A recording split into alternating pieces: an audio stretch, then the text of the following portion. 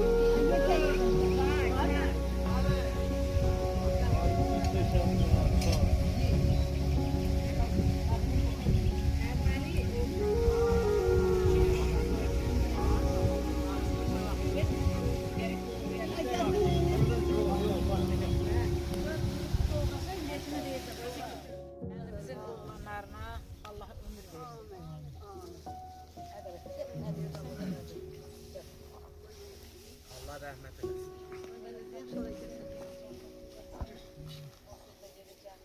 Mübarizin 54 yaşı tamam, 53 verip 54'e kesir. Torpaqda qocalır babam. Mənim ürəyimdən keçdi gələm. Amma sizin hamınızdan mən qurban olum. Ölənlərinizə də Allah sağlıq eləsin. Toylarınızda iştirak eləyərəm. Siz ki mənim balamı, məni tək qoymadınız, məni yada saldınız. Mübarizin bu günündəki gəlmişsiniz, məni elə bir şey, maddi dünya vermişsiniz. Sizin hamınıza qurban olun, gələn yollarınıza qurban olun. Mənim ki, mübariz işi hamısına, mübariz işi böyük gündə yad eləyib, böyük ayın ikisi gəlmişsiniz, elə bir qızıl vermişsiniz.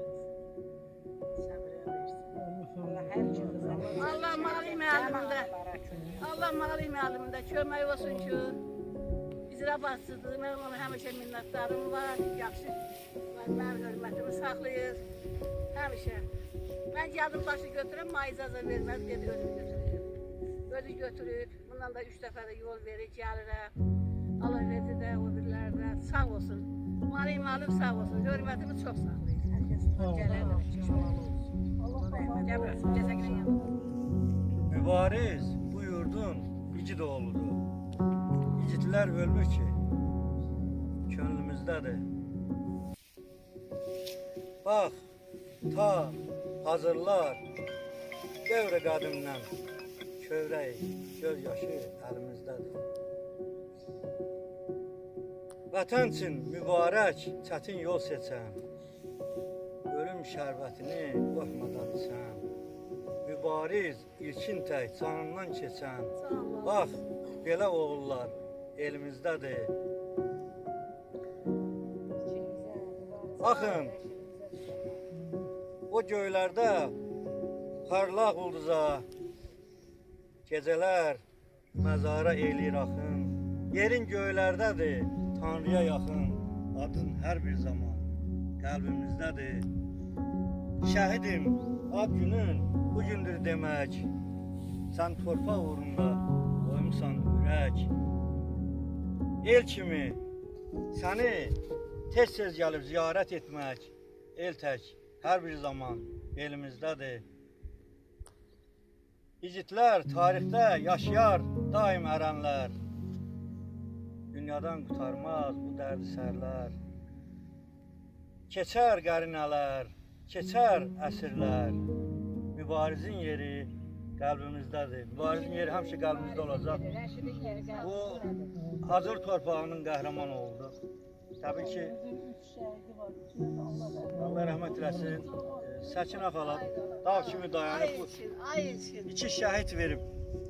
Birinci Qarabağ müharibəsində qəhrəman mübariz torpağa tapşırıb və 2020-ci ildə yenə nəvəsi ilkini torpağa tapşırıb. Onlar bizim fəxarət yerimizdir.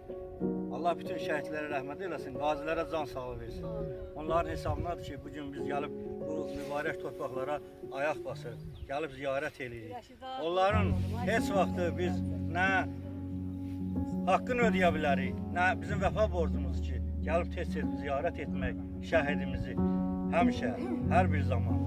Bu elin, bu yurdun igid oğlanlarıdır. 3 şəhidimiz var Hacır torpağında. Təbii ki, qazilərimiz, vətən torpağı uğrunda iştirak edən oğlanlarımız var. Allah dünyadan köçənlərə rəhmət eləsin, qalanlara can sağlığı versin.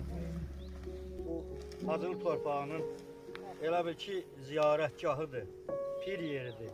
Hamımızın boyun borcumuz ki, həmişə gələk şəhidimizi ziyarət edir. Ad günün mübarək olsun, əziz şəhidim. Yerim behişt. Ay Səkinə xala, sən bağlar 3 yaş olur. Yarım əsr yaşayır deyirik, yaşayır. Çünki şəhidlər ölmür. Neçə əsrlər, neçə əlliliklər olacaq, bizi quduracaq. Ancaq şəhid həmişə ibadətgah olacaq.